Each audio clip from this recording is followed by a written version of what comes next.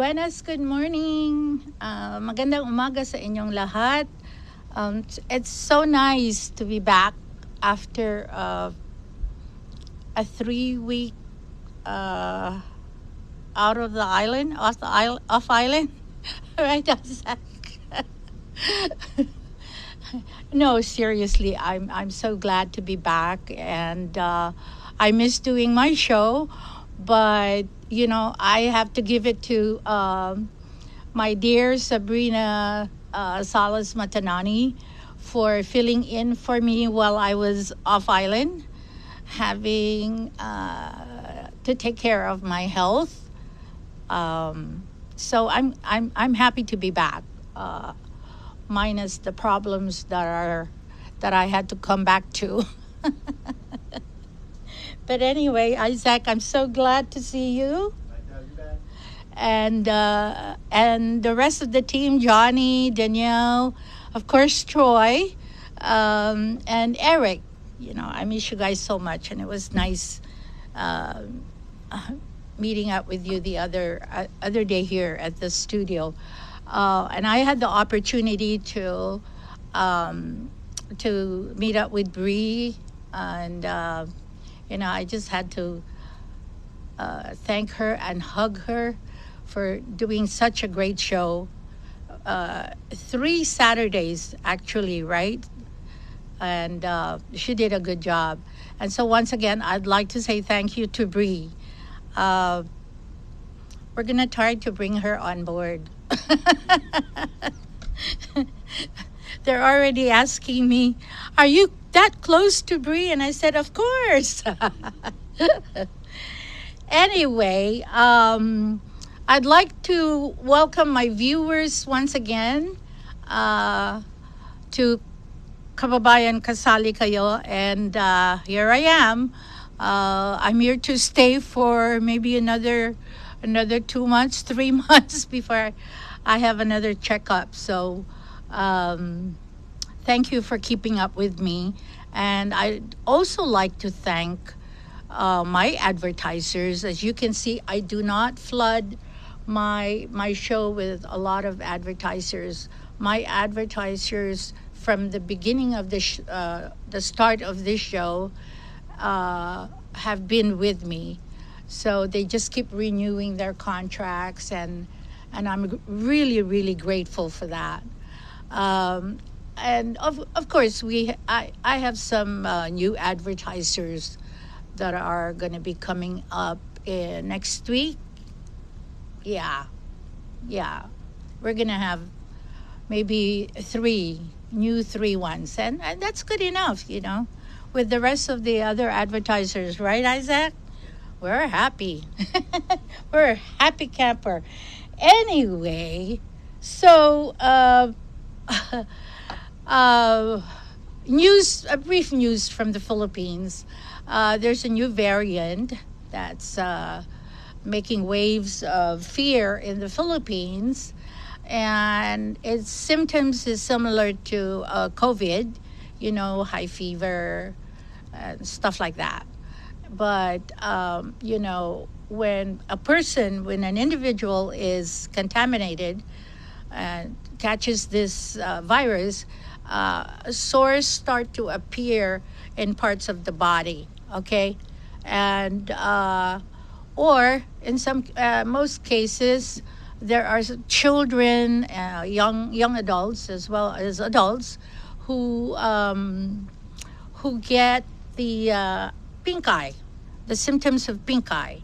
You know, uh, itchy, the mugu, and scratching. You wanna scratch your eyes. That's the effect of this new variant in the Philippines. Uh, there's a lot of people affected, but Department of Health in the Philippines says, it's contained. There's no need for quarantine for so many days, but they do encourage people who are affected to stay home and stay away from other family members within the household. So I guess they have to do home quarantine and just be, distant from the other members of the family so it does not spread. Okay. Uh, there are many uh, companies like that are, especially the restaurant business. They would require they require masks now to be worn before you anybody can enter. Even some of the shopping centers are requiring that before you can enter the shopping center. The airlines I know are imposing the use of mask, okay, throughout the flight. So just precautionary measures so the new variant virus does not spread. Okay, but again, according to Department of Health, it's contained, which is good news. No lockdowns, no long-term quarantine. In other news, and this is coming from around the world, and this is newsworthy for women. Um, Fake luxury items are on the rise, and I'm talking about brand names such as Louis Vuitton, Chanel, Hermes, YSL, Prada, and Balenciaga and Gucci. Uh, Fake items are on the rise throughout the world, as a matter of fact.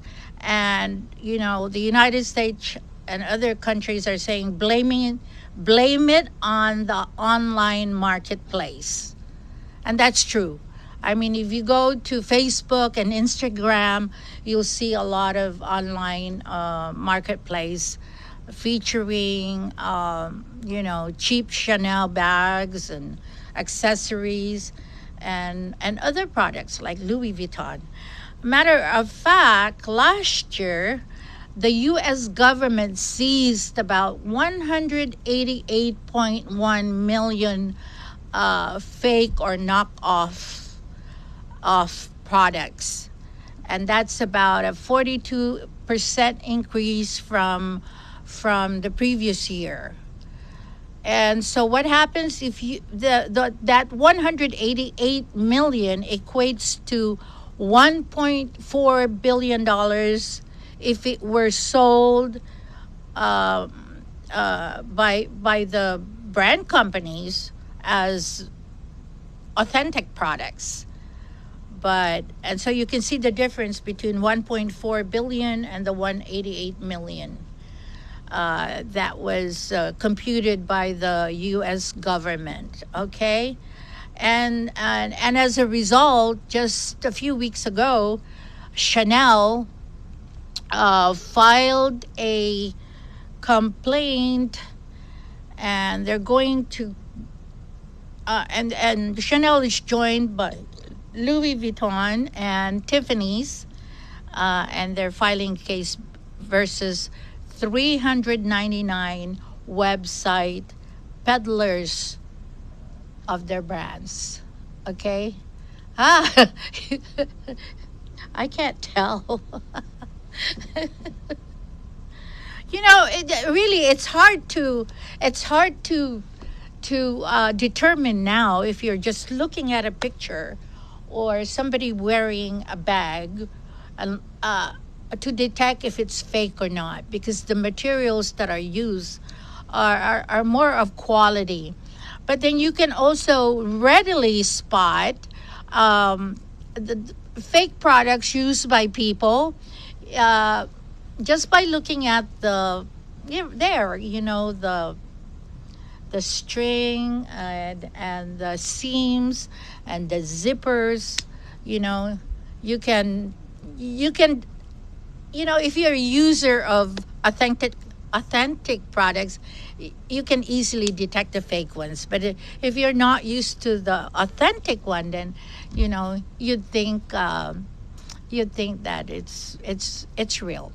But like I said, nowadays it's very hard to detect the fake because uh, these um, these contracted website to market this knockoffs are using better products than previous ones, so it makes it hard. Um, why does the United States continue to prosecute, to seize these products when it comes to U.S. sports?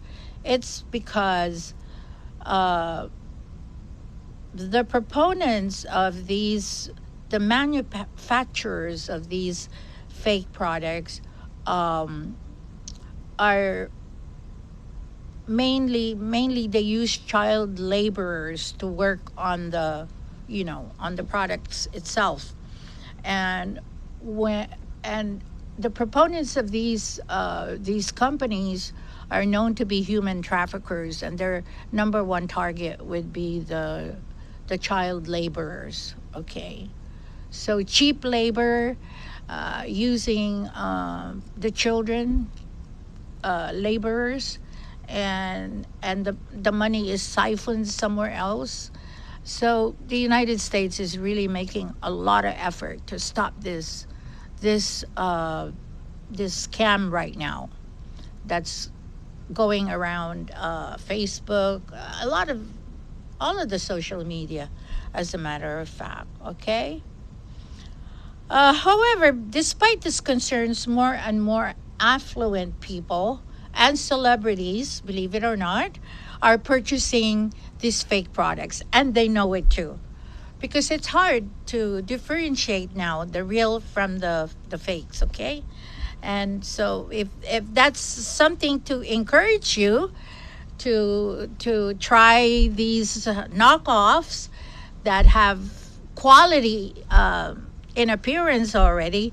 I mean, who are we to judge you? If you can afford it or not, or if you're wearing a fake one or a real one, because it has become very expensive to purchase these brand names.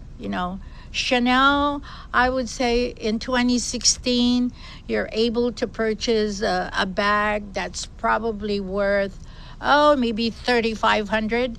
Today you cannot. It probably increased by what, 150%, you know?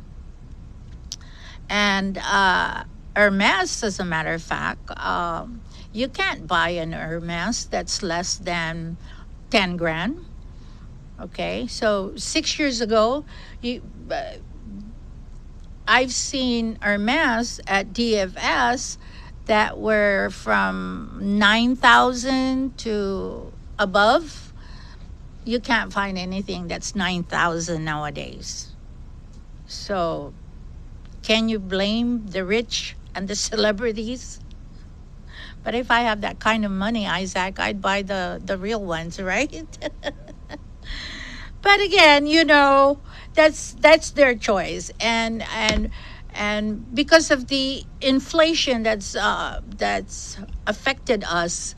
I mean, there's nothing wrong if you're really into brand names. There's nothing wrong, and personally, I won't judge anybody for wearing fake uh, brand names. Okay.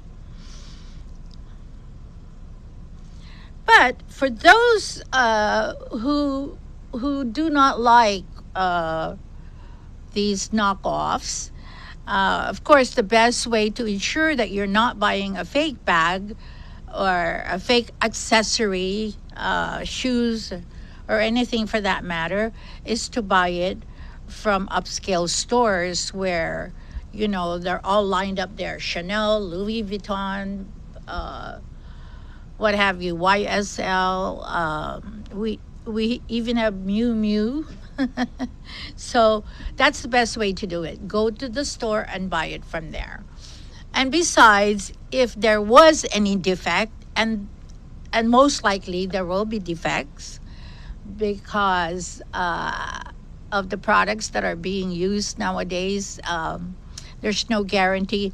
Unlike, I would say, about 30 years ago, you know, I like everything, and I found everything that I had purchased maybe 15 years ago or 20 years ago from Louis Vuitton, no defect whatsoever. But the ones that I bought, let's say in 2015 and 2016, I had to return 2 items.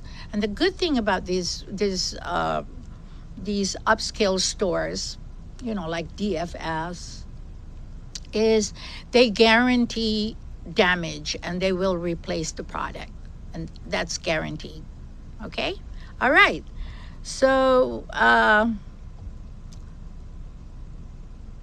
we'll take a short break, and we'll be right back for the feature story for this episode 12, May 6th. So Zach, let's have a short commercial break. We'll be right back. Island Family Pharmacy is committed to providing care and service that goes beyond dispensing prescriptions.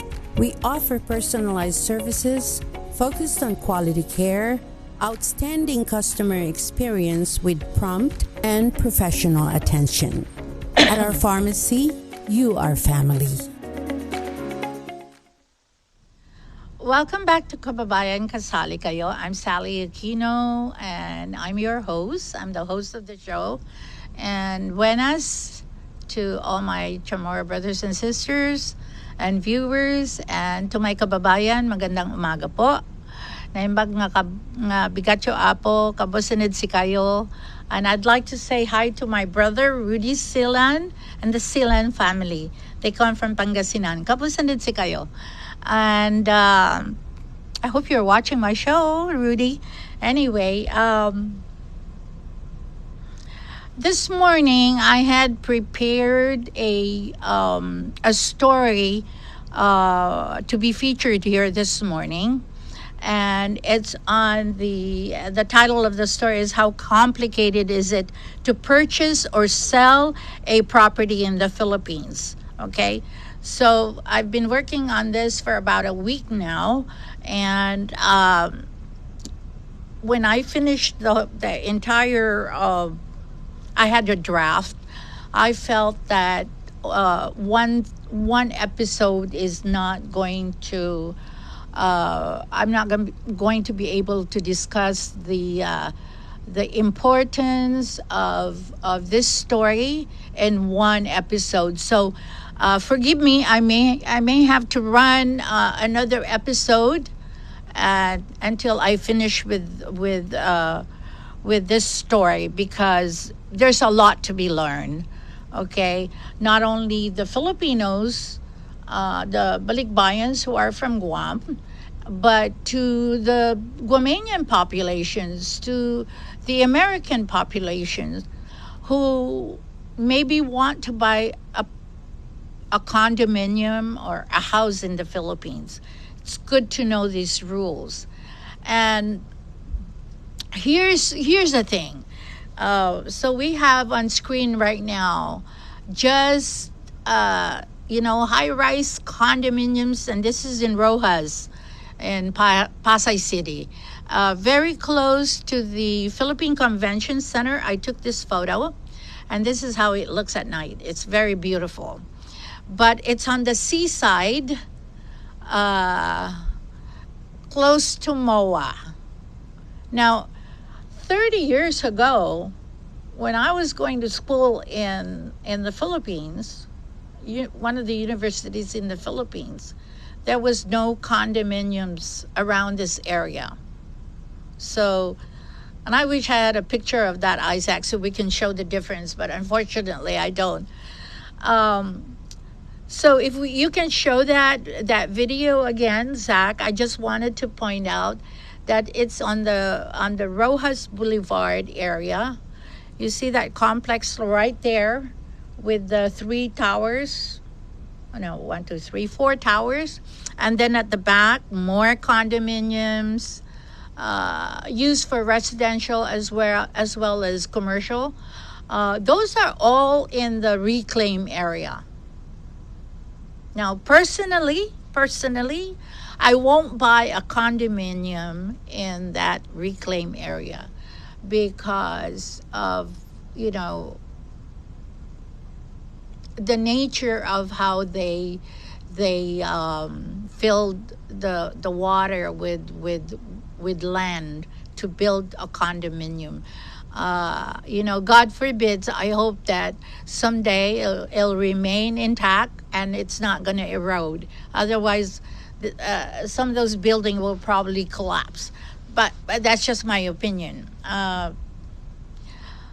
I wouldn't invest a condo in that area. I would probably go to the Makati or the Taguig side. Taguig is the Fort Bonifacio, or better known as BCG, something like that. Yeah, I used to own several condos in that area, and it's not reclaimed. It's not, the source of land is not did not originate from seawater or fresh water. Okay, it's beautiful though. At night. But if you show the other video during the daytime, there's hardly any more residential, like single unit residential real estate in that area. It's all high rise. Okay. Anyway, so like I said, it's buying a real estate in the Philippines. The process can be very complicated. However, if you want to buy a condo, there's no citizenship requirement. Anybody can buy condo as much as they want. Okay. If they can afford to buy 20 units at one time, they're welcome to. And the process is not very complicated because each developer has its own in-house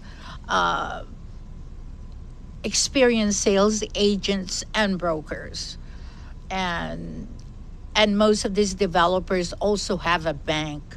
So they can offer you the best deal, 20% down or 10% down, and it will be amortized by its own bank for, I think the maximum is like 10 years. The least is like five years. Okay. So it's a done deal. No worries. And, or you can pay it off and have the title right away, and the titling will be handled by the developer. However, when it comes to buying land, okay, and land can be a farm like this that I took a picture of, or a beach property, okay. Now, there's different requirements, and only because the government, now see, you can own a beach like this. This is my beach in the Philippines. And of course, I have to follow the Department of Energy and Resources requirements on setbacks, how I cannot build a building closest to the ocean. There's variance, okay? But anyway, it is possible for Balikbayans to own properties like this. I'll give you those info, like how many square meters can Balikbayans or dual citizens can purchase in the Philippines as far as residential or farm or beach area. But for now, I've decided to talk about the generic process of purchasing a real estate property in the Philippines. And I'm talking about land and house. Okay. So On Guam, the practice is when one purchases a property, whether it's a land or a house on a land, and whether they're paying full cash or financing, what the practice here, and it makes a lot of sense, is to go to a title company. And we have like 4 or 5, I think 4 title company here on island. And what the purpose of a title company is, they do the research to make sure that the title of your purchase is free and clear and marketable. Okay. When a buyer goes through a bank, use lenders like bank, 100% the bank would require that a title company be a third party to consummate the purchase. Okay. And only because that's the safest thing to do, because title company can insure the property. They can suggest to insure the property, so that if there was anything or something remissed, they can guarantee, if you want your money back or something like that, or if you want the mistake to be remedied, they will do it for you without additional cost. Now, however, in the Philippines, there's no such thing as a title company. All right. So, what happens when there's no title company? Okay.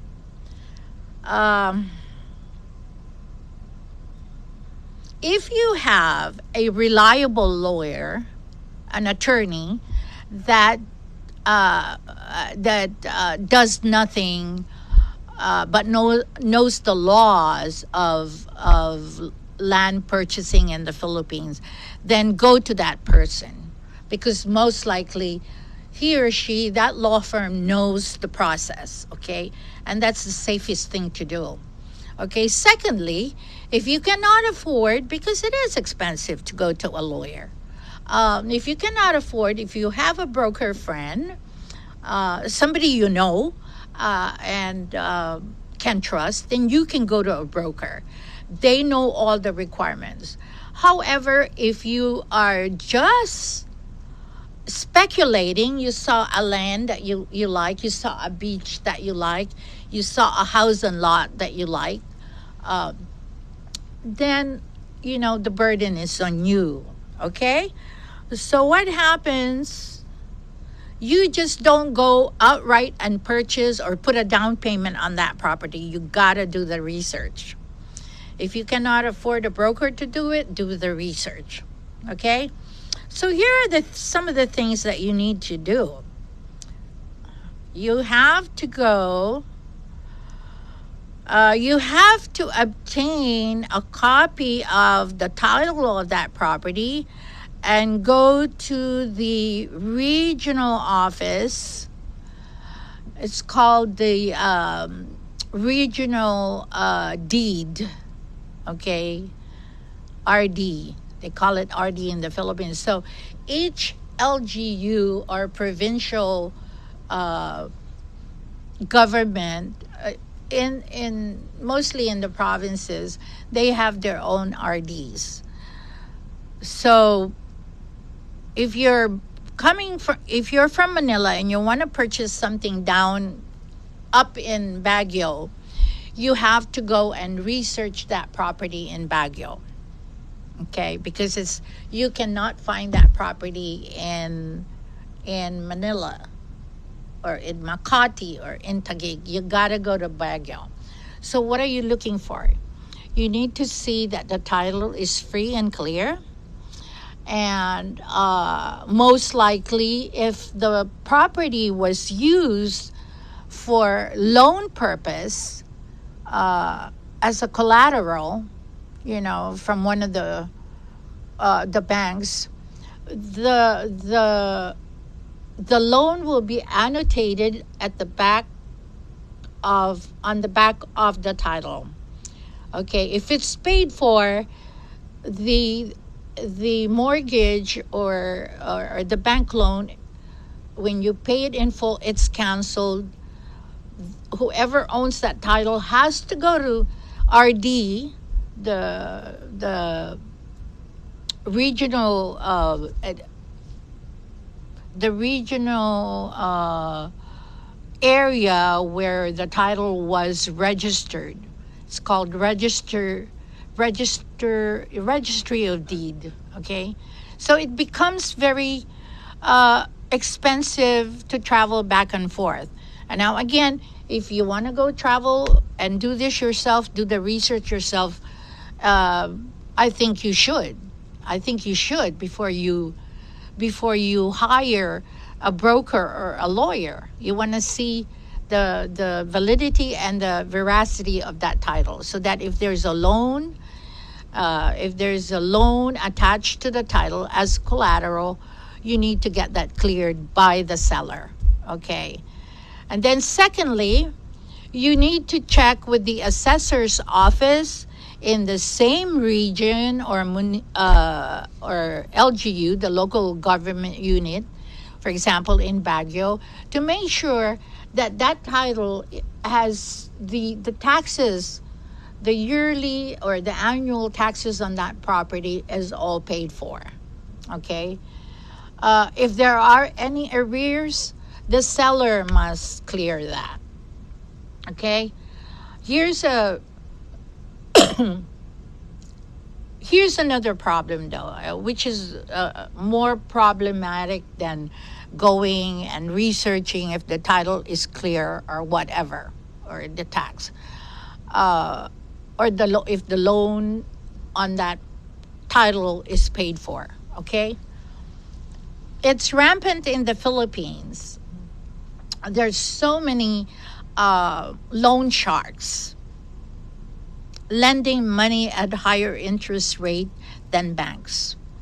So when a landowner or a real estate owner does not have the capability to borrow money from the bank, what they do is they go to these loan sharks, use their property as a collateral, and they'll get the loan.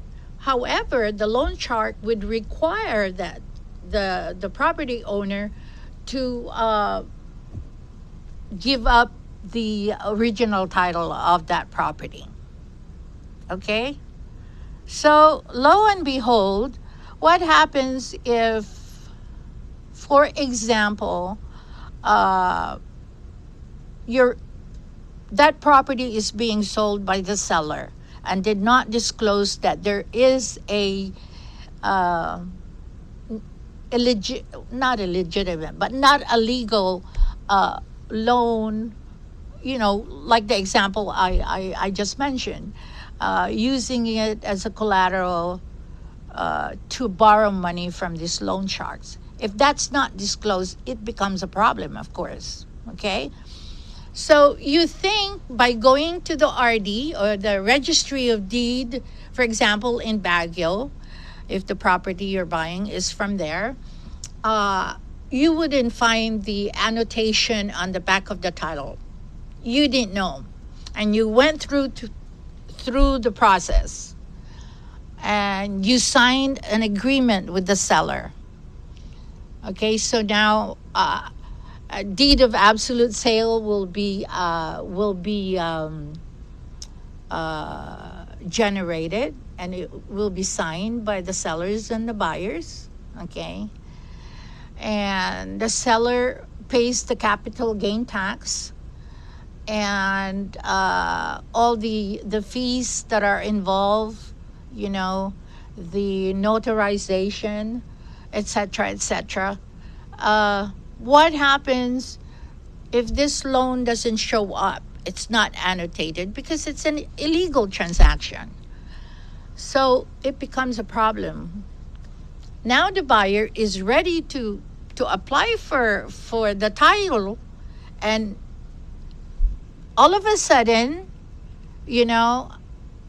he gets or he or she gets a notice from a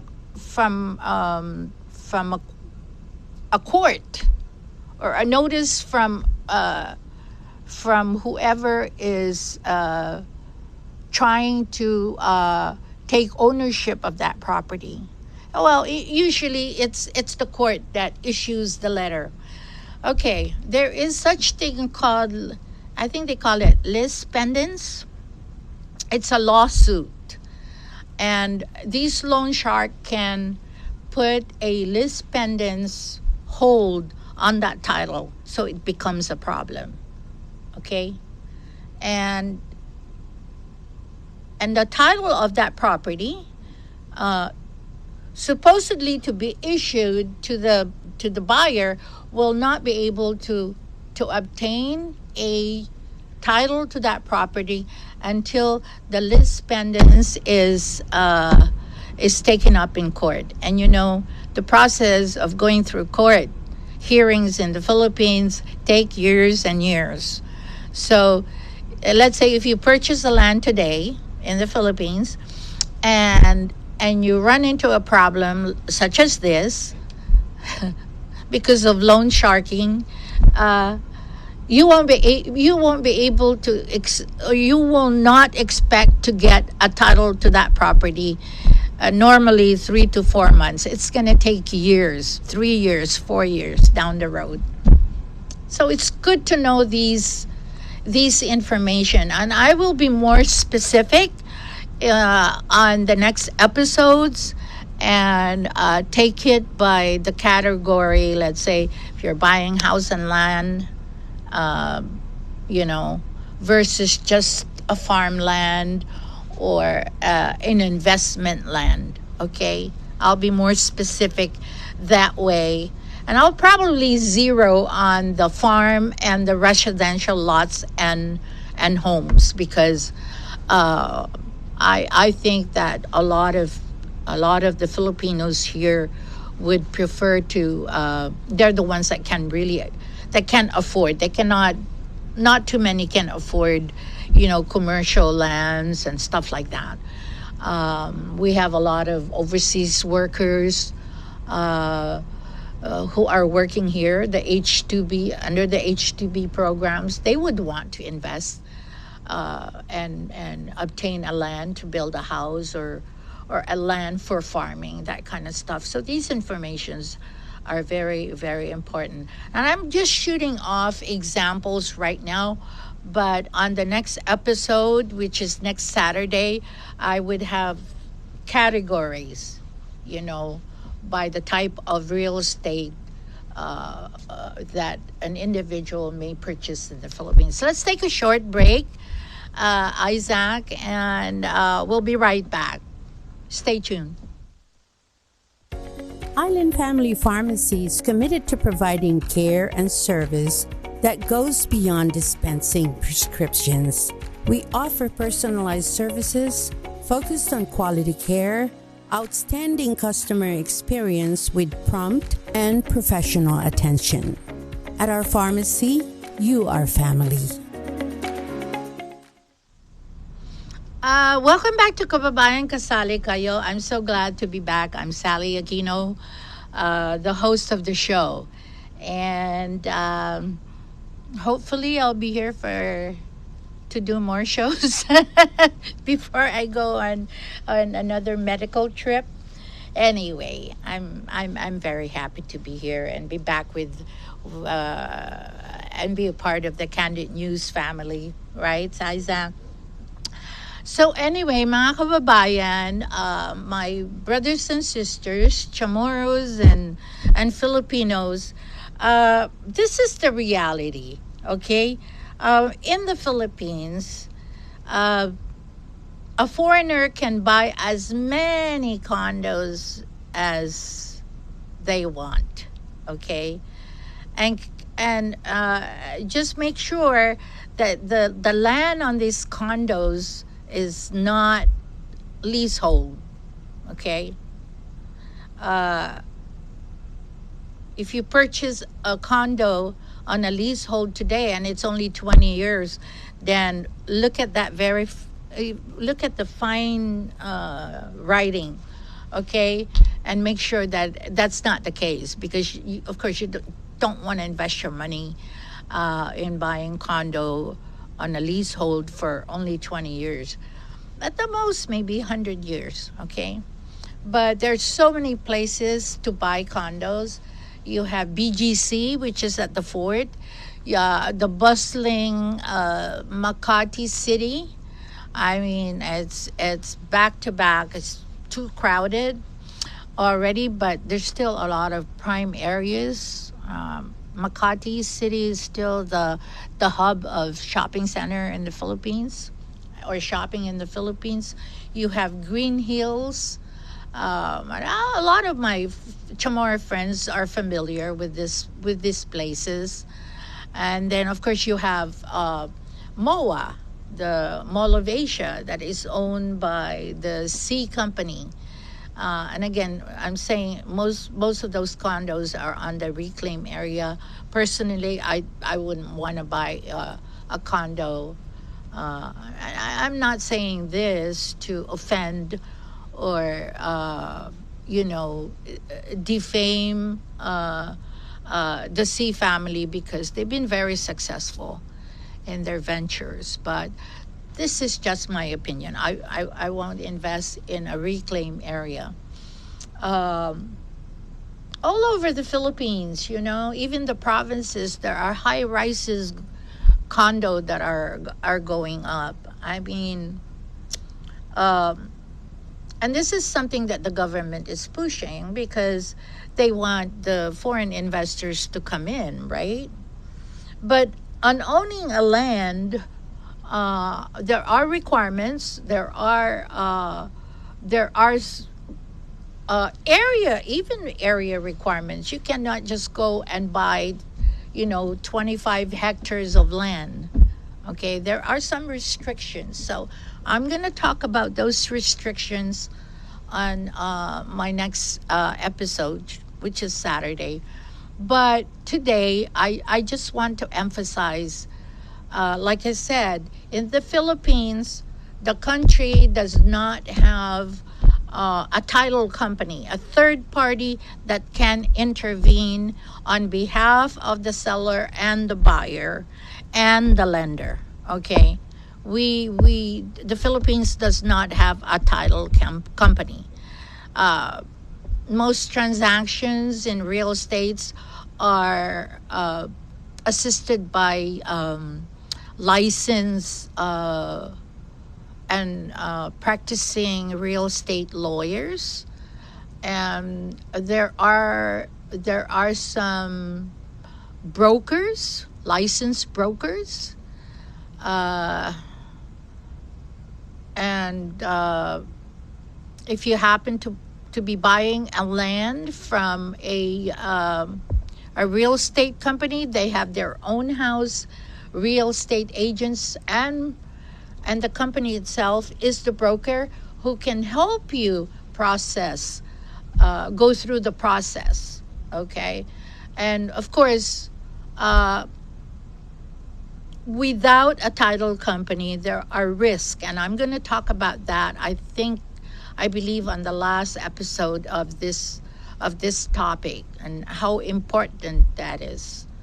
Okay, so without a title company, we have so many, and only because it's a must. But over there, it becomes a risk. Now, if you are just a simple man or a woman wanting to buy a piece of property in the Philippines, and you cannot, because it is expensive, most lawyers and brokers would require 5% of the selling price, okay, plus the expenses of the broker or the lawyer to go to the region to transact with the registry of deeds, or the BIR, the Bureau of Internal Revenue, like we have here the revenue and taxation, to check on the updates of the taxes of this property that you're buying. So there's a lot of um, risk if you're not using an attorney or a broker. Personally, if I were to buy a property, I would do the research myself. And I again, it's very complicated. It's very tiring. I remember when I sold one of my condos in Makati, our family condo in Makati City. The buyer said, "Miss Sally, can you be the one to handle the transfer of the title and so that takes up the he's paying for the capital gains, and but I'm in charge of the processing." And mind you, I thought it was only going to take 2 weeks. Well, lo and behold, I was able to accomplish it in 1 month. And some of my real estate friends, I mean, my friends who are in the real estate business, say, "You did it in 1 month?" Yep, I did it in 1 month, but I lost 12 pounds because I had developed bronchitis and I had the flu, from exhaustion. That's how bad it is. But I was able to do it. It's just a very lengthy process. You have to be very patient because, not unlike here on Guam, you can't get all the documents in one day, or when you go and request, let's say, an update on the tax, you're not going to be able to that. I mean, here on Guam, it's computerized, and they'll be able to give you that in less than 30 minutes. Over there, they can't. Well, not all, but some areas, they're not going to be able to give you an update on land taxes in 20, 30, 1 hour. Sometimes it takes days, just to get a certified true copy of the title. It takes, I believe, 24, 2 days at the most, So, especially during tax time over there, you're not going to be able to obtain a copy, certified true copy, and the tax clearance in 1 day, 2 days. You have to keep coming back, going back and forth, and that's what happened to me. And I was going from the first floor to the fifth floor, and most of the time the elevators are full, so I have to take the stairs. And I thought, oh, this is good exercise for me. On the third day, I was already feeling the fatigue, and then all of a sudden I had the chills and I got sick and I lost 12 pounds. And I said to myself, I will never do this again. But you know what? When there's a lot of money, a lot of your hard-earned money involved, you got to do the research yourself, because there are good chance that if you don't do it, there will be some mistake along the way that that is not, or some issues that are not disclosed by the seller. So it's always a good thing for you as a buyer personally to check on these documentations. And I cannot emphasize that anymore than like what I've been saying for the last 30 minutes on this show. It's just very important.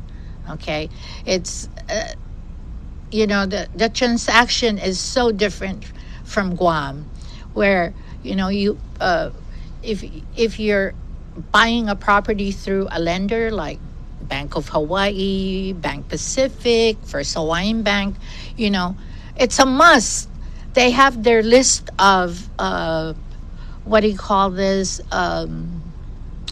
List of title companies that they recommend you go to, that they do business with because they're trustworthy or whatever reason. They have a business relationship with that title company. It's a must.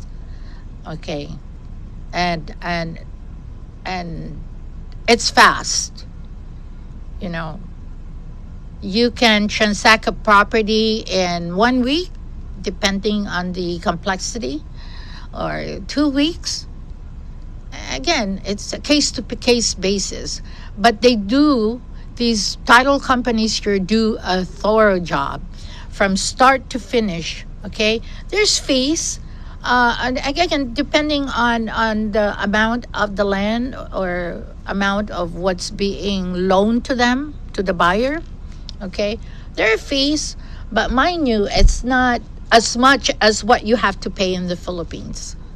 Okay, it's very expensive. But after I do my initial investigation, then I would hire a lawyer to transact the final sale.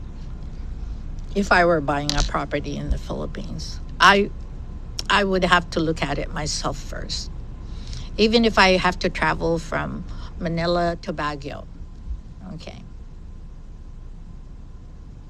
That way I avoid all the complications, like these list pendants that I'm talking about, where a third party, or I mean, it could be a list of it could be one list pendants after the other, because that's how it is.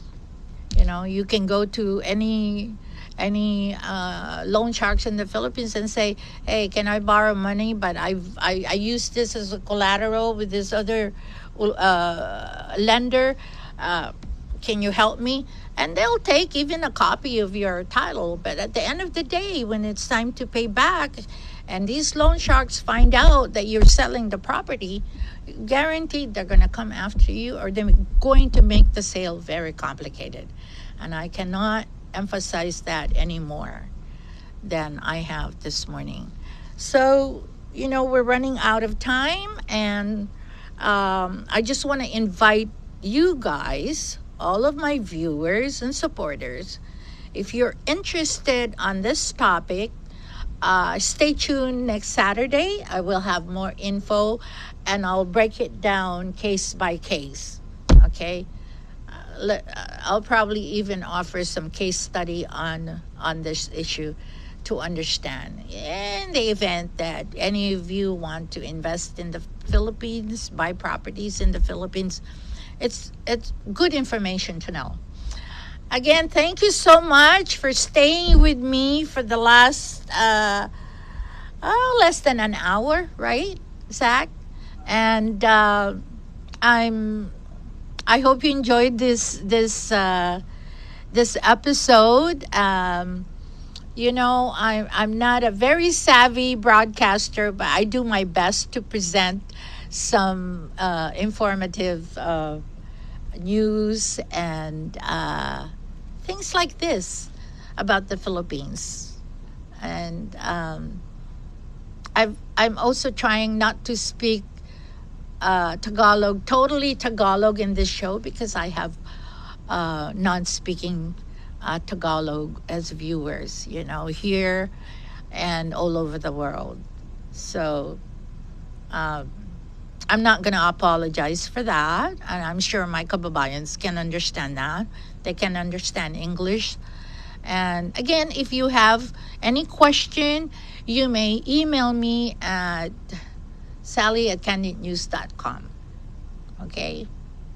Thank you so much, and God bless. I'll see you next Saturday. It's a wrap.